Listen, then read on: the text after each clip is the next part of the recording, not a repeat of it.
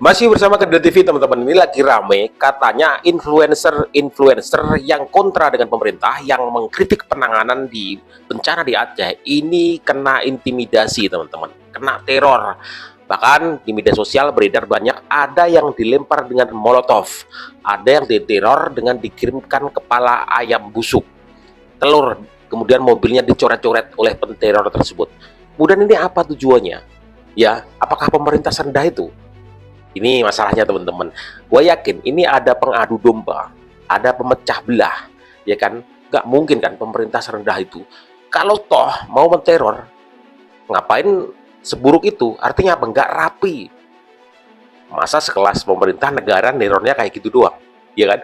Gue yakin ini adalah ya ada mafia-mafia yang berusaha untuk memecah, ya kan?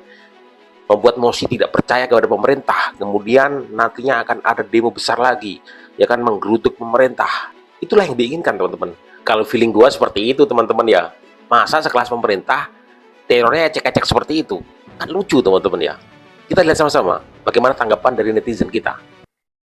Lagi rame banget, beberapa influencer mengaku diteror setelah kritisi banjir Sumatera, Cina. Ada yang dilemparin bangkai ayam, ada yang dilemparin kotoran, ada yang dilemparin telur ayam, ada yang dikasih coretan-coretan, bahkan ada yang dikasih tulisan bernada ancaman, Cina. Jadi seolah-olah nggak boleh ada yang mengkritisi pemerintah, Cina. Siapa yang berani mengkritisi bakalan diintimidasi, siapa yang berani bersuara bakalan dibungkam, Cina. Tapi di gue nggak masuk, kayak nggak logis aja gitu. Ya masa pelakunya pemerintah? Kan blunder kalau iya. Gue sebagai rakyat jelata gitu ya, ngerasanya tuh kayak aneh aja. Ini tuh bencana loh. Baru kemarin nih kasusnya Dewi Persik diributin gara-gara kata berisik. Ujung-ujungnya apa coba? Ngibarin bendera sendiri kan? Beberapa hari ini teman-teman influencer tuh banyak banget yang kena teror teman-teman. Ada yang dilemparin bom molotov, ada yang dicoret-coret mobilnya, ada yang dikirimin surat-surat ancaman, ada yang didoxing WA-nya, bahkan ada yang dikirimin kepala ayam. Jujur bener-bener mengerikan jadi orang kritis di negeri ini teman-teman. Dan beberapa bulan yang lalu gue juga sempat didoxing WA-nya di saat gue lagi gencar-gencarnya mengkritisi kebijakan-kebijakan bodoh dari pemerintah. Tapi ya gue nggak langsung menyimpulkan bahwa apa yang terjadi sama influencer sekarang maupun sama gue pada saat itu adalah ulah dari pemerintah. Dan gue adalah salah satu orang yang yakin kalau ini ulah daripada orang-orang yang sengaja mau pecah belah masyarakat dan juga pemerintah. Karena ya kalau kita lihat sekarang yang diserang itu adalah orang-orang yang seakan-akan kontra sama pemerintah, yang pastinya banyak juga netizen atau masyarakat yang pro ke para influencer itu. Padahal faktanya banyak juga kok konten-konten mereka yang justru pro sama kebijakan pemerintah. Ini menunjukkan kalau influencer di Indonesia tuh ya fair-fair aja gitu. Ketika ada tingkah laku aneh dari para pejabat ataupun kebijakan-kebijakan yang aneh ya akan dikritisi, tapi ketika ada yang bagus ya akan disupport. Tapi ya balik lagi menurut gue disitulah celahnya teman-teman. Buat para peneror ini ya adu domba masyarakat dan juga pemerintah. Yang gue yakin banget tujuannya adalah menciptakan chaos lagi. Jadi ya sekarang netizen punya PR besar untuk lebih kritis lah. Jangan sampai karena hal ini kita mudah diadu domba yang ujung-ujungnya bakal merugikan negara kita juga teman-teman. Usai kritik bencana yang ada di Sumatera, kedua influencer ini diteror, DJ Doni sama Sherly Anavita.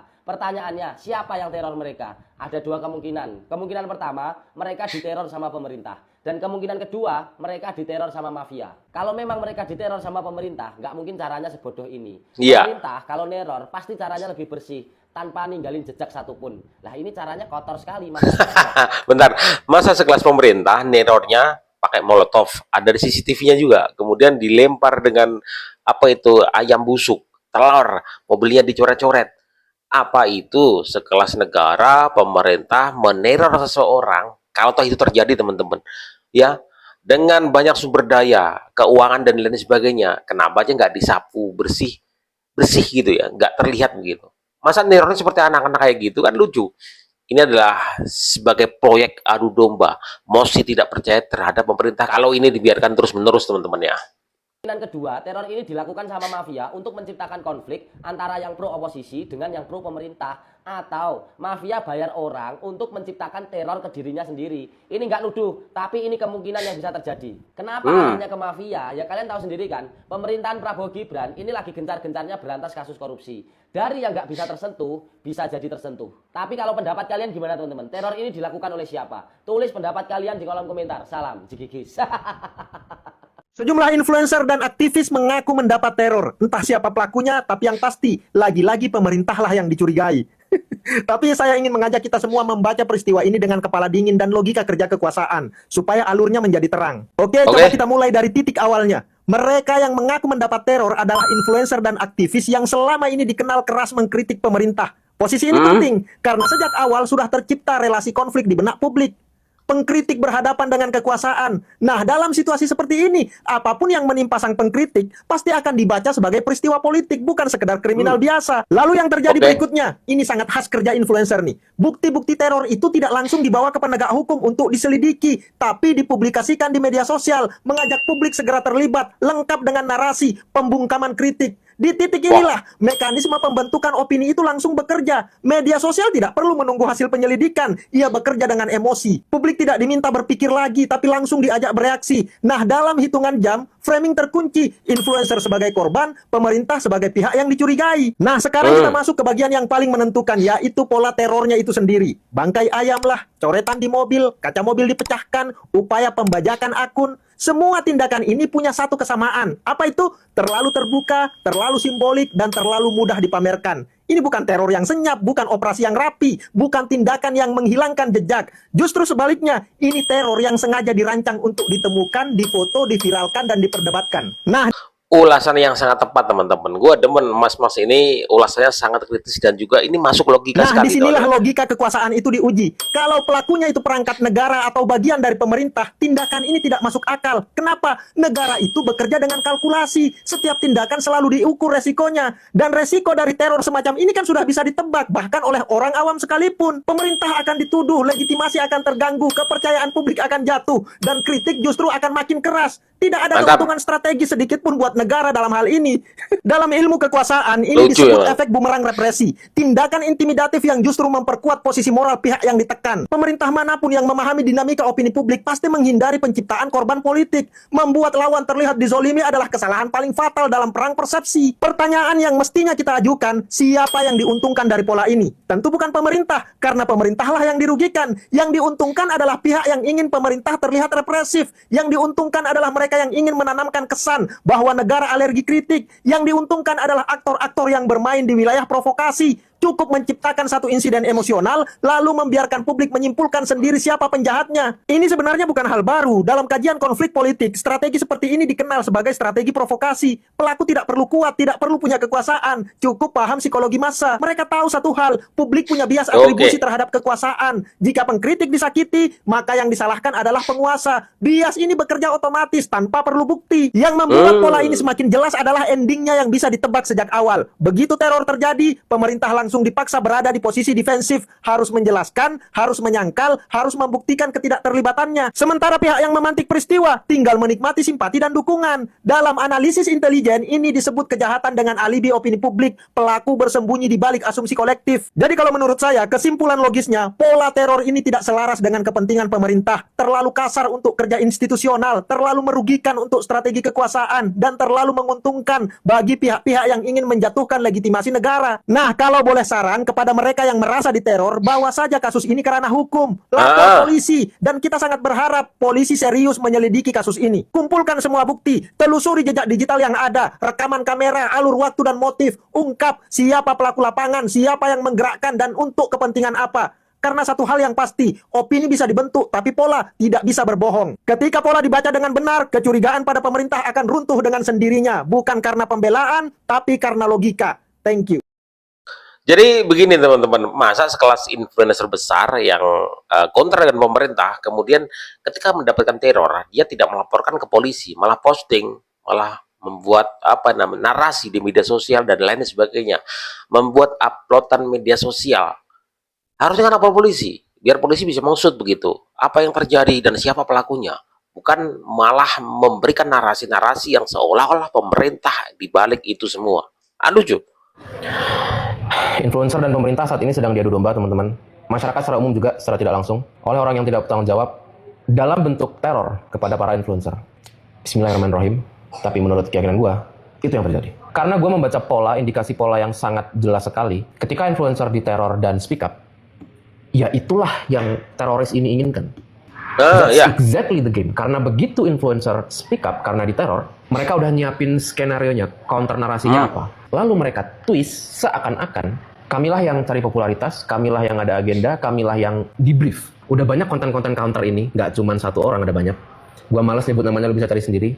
Yang lapor polisi aja dong, jangan ke medsos. dan teman-temannya yang lain dengan brief yang sama, seakan-akan influencer itu jadi musuhnya pemerintah. Lo inget kejadian Jerome Pauline ketika dia ditawarin 150 juta, ternyata palsu, tapi dia ngontenin, rakyat ngamuk semuanya. Ya itu tujuannya. Oh, Makanya waktu itu gue sebel sama Jerome, kayak, why did you take the bait? Nah, kali ini polanya itu diulang lagi, tapi kengeriannya dieskalasi. Shirley dikirimin gituan gimana nggak takut, men? Doni dikirim molotov. Si teroris ini mau memastikan mereka yang diteror ini speak up supaya mereka bisa counter dengan narasi yang sudah disiapkan, seakan-akan influencer dan pemerintah itu tuh melihat itu. Masyarakat juga ikut marah, menghujat juga, demo lagi, rusuh lagi. That's exactly what they want. Orang-orang ini, teman-teman, makan dari kekacauan. Makanya beberapa memutuskan untuk lay low aja, walau kena teror juga. Lebih parah bahkan, because we decide not to play their game. Karena yang di Sumatera masih butuh perhatian, teman-teman. Partai-partai itu mau bikin pilkada via DPRD, udah gila. Jadi jangan terprovokasi, guys. Jangan. Doakan kami semua sehat-sehat dan aman-aman. Yang diteror juga udah lapor polisi. Doakan semoga dalangnya ketangkap. Walaupun I doubt it. Kompak, ayo kompak. Saling bantu, saling menguatkan. Because birds of a feather flock together. Anjay. Birds of a feather, we should stick together. Sekarang lagi heboh banget nih para aktivis dan para influencer yang katanya kena teror. Nah, kita sebagai masyarakat Indonesia harus menyikapinya dengan bijaksana, teman-teman, ya. Karena ini semua terjadi dan terpampang nyata di sosial media. Jadi kita menyikapinya dengan seperti ini. Ada 3 kemungkinan. Yang pertama adalah mereka sendiri yang membuat dan mereka sendiri yang claim victim untuk membuat narasi baru lagi. Tendensinya kemana? I don't know, ya kan? Karena seperti yang kita lihat, orang-orangnya adalah orang-orang yang sebelumnya berseberangan dengan pemerintah sekarang. Mostly dari mereka, ya. Kemudian yang kedua, kemungkinan juga yang melakukan ini adalah orang yang memang tidak suka pemerintah atau orang yang memang pelaku perusakan hutan-hutan di Aceh yang memang mau mengintimidasi mereka melalui teror. Dan kemungkinan yang ketiga, mungkin orang pemerintahan sendiri yang membuat hal-hal seperti itu. Ya, nggak menutup kemungkinan, ya nggak? Tetapi yang pasti, yang melakukan peneroran ini adalah orang-orang yang tidak suka Indonesia damai, tidak suka Indonesia mau maju, dan tidak suka juga mungkin dengan pemerintahan Indonesia atau pengen menghancurkan Indonesia. Yang jelas dengan adanya kejadian ini menjadi sebuah tantangan untuk tim kepolisian mencari tahu apakah memang benar ada teror atau hanya sensasi belaka dengan tendensi tertentu. Terus juga kalau misalnya sudah ditemukan siapa pelakunya, benar ada informasi teror atau enggak, dituntut juga nih pihak kepolisian untuk membuka ke masyarakat. Biar apa? Biar kita semua tahu permainan-permainan seperti ini itu kayak gimana. Karena ke depan. ya, jadi teman-teman, bahwa gua secara pribadi mengatakan bahwa gua gak ingin negara ini chaos, teman-teman. Kacau. Karena emosi tidak percaya yang mereka hembuskan. Pemerintah nggak mampu, negara nggak mampu, ya kan, untuk mengatasi banjir bencana di Sumatera dan Aceh. Kemudian di framing lah ini. Kemudian influencer yang kontra dengan pemerintah diteror lah, ya kan. Sehingga apa? Ketika mereka melakukan narasi-narasi di media sosial, akhirnya netizen, masyarakat percaya. Akhirnya yang terjadi seperti yang lalu juga, ya kan. Ketika ada emosi tidak percaya kepada pemerintah, maka terjadi namanya demo besar-besaran yang terjadi beberapa bulan yang lalu, teman-teman. Itu ngeri banget. Dan itulah yang diinginkan oleh orang-orang yang tidak suka negara kesatuan Republik Indonesia bersatu. Ada kepentingan itu.